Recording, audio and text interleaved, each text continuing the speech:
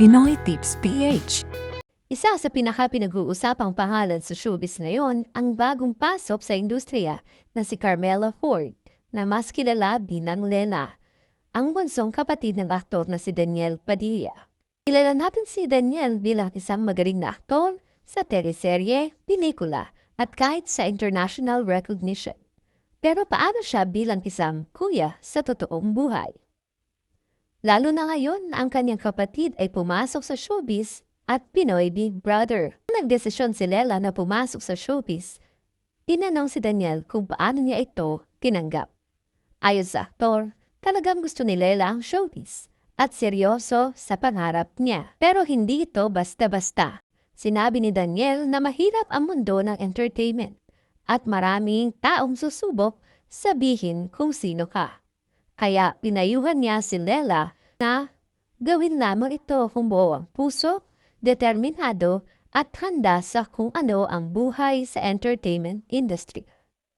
Ayon pa kay Lela, hindi agad pumayag si Daniel na pumasok siya sa showbiz at matagal bago nila ito nakumbinsi na payagan siya. Ani Daniel, gusto niya talaga pumasok sa showbiz. I'll just guide her. The showbiz life is not easy. I told her na pumasok sa showbiz kung buo talaga ang loob mo. Marami ang magdidikta sa'yo kung sino ka.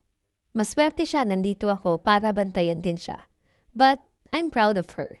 I'm just happy na she's doing kung ano ang gusto niyang gawin. But I'll be very protective. Ayon nga kay Lela na si Daniel ay very strict at very protective bilang kuya. Mas istrikto pa si Daniel kaysa sa ina nila na si Carla Estrada pagdating sa mga desisyon niya sa buhay at showbiz world. Dahil naranasan niya ito ang mga ups and downs sa industry. Ani Lela, very simple si Kuya and very supportive.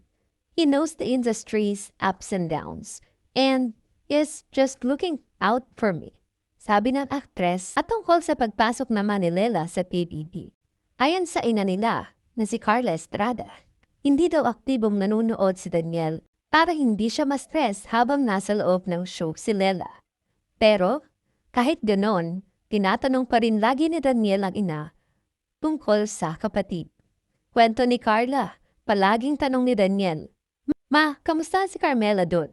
Na nagpapakita ng care ni Daniel bilang kuya kung saan hindi niya gustong malagay sa alanganin ng sarili niya emotionally habang nasa reality show ang kapatid.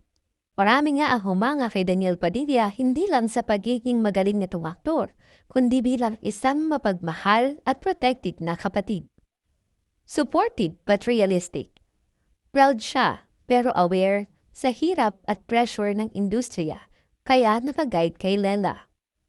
Low-key when necessary.